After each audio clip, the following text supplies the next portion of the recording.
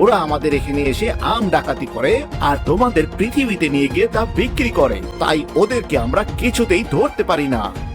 তাহলে আমরা কি ডাকাতগুলোকে ধরতে পারি না?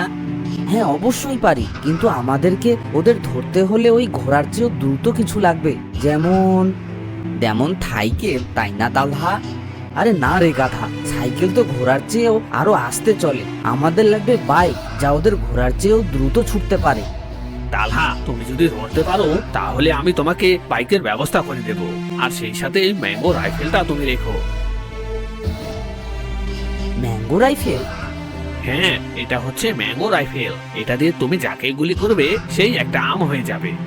পুলিশ আঙ্কেল, তাহলে আমাকে বাইকটা দিন, আমি যে করেই হোক ডাকাতগুলোকে ধরবই। ঠিক আছে, এসো আমার সাথে।